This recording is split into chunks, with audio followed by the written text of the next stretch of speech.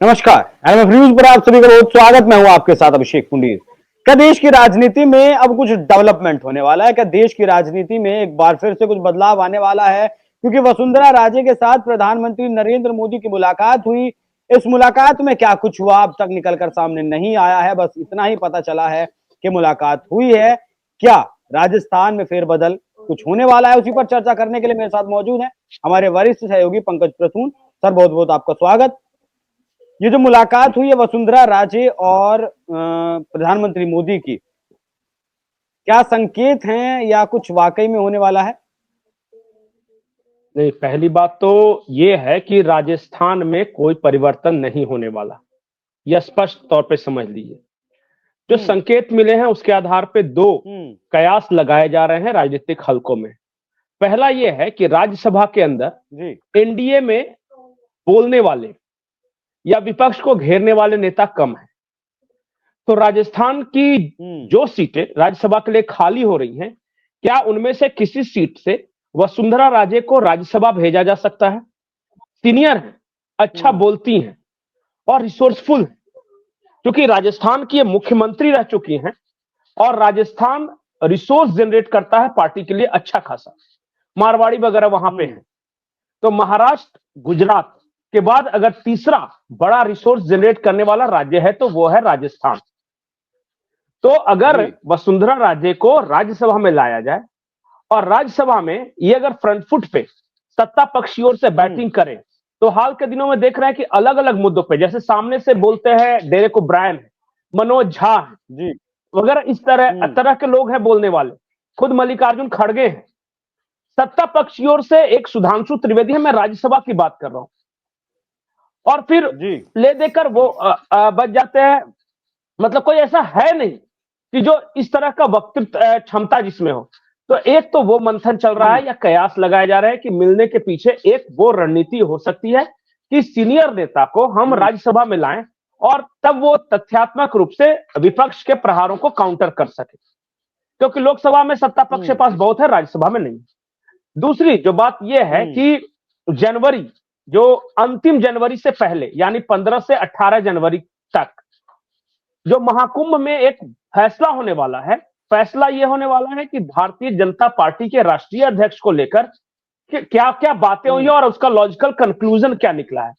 और महाकुंभ के बाद भारतीय जनता पार्टी को नया राष्ट्रीय अध्यक्ष मिलना है, यह तय है, 100% बात है।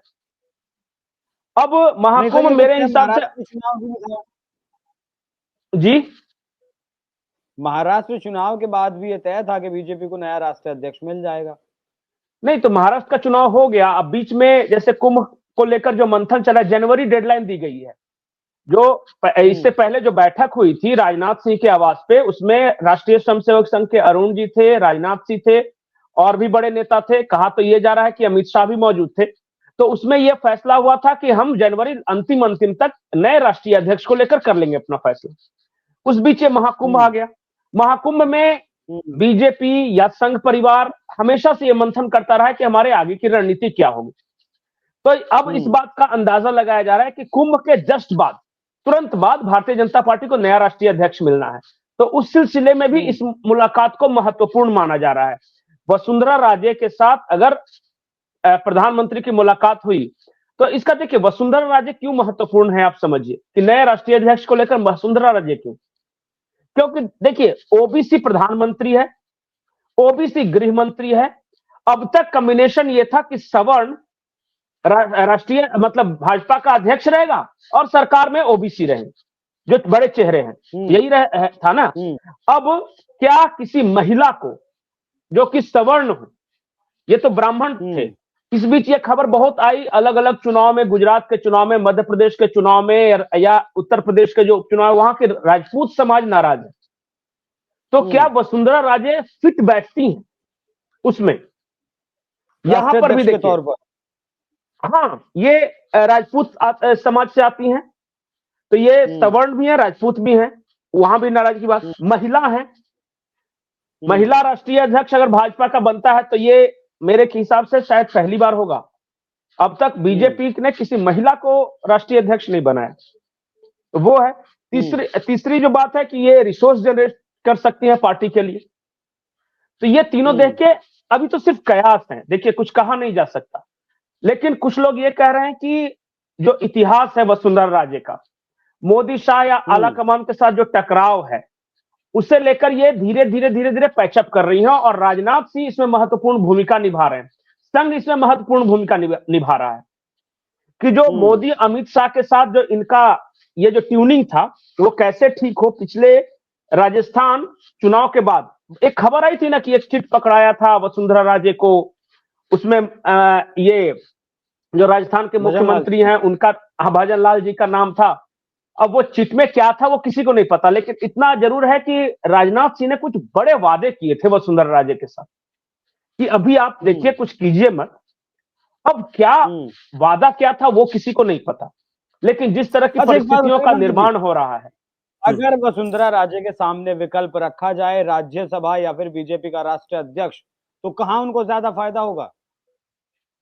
देखिए फायदा या नुकसान की बात नहीं है, पार्टी ने उनके लिए जो फैसला किया है वो लगभग बता दिया होगा अभी से ही।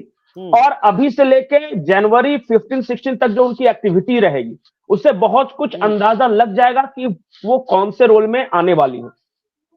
क्योंकि देखिए हम तो सिर्फ गेस कर सकते हैं ना, क्योंकि जो फैसला तो अंतिम सिर्फ कुछ लोगों को पता होता है, चंद लोगों को।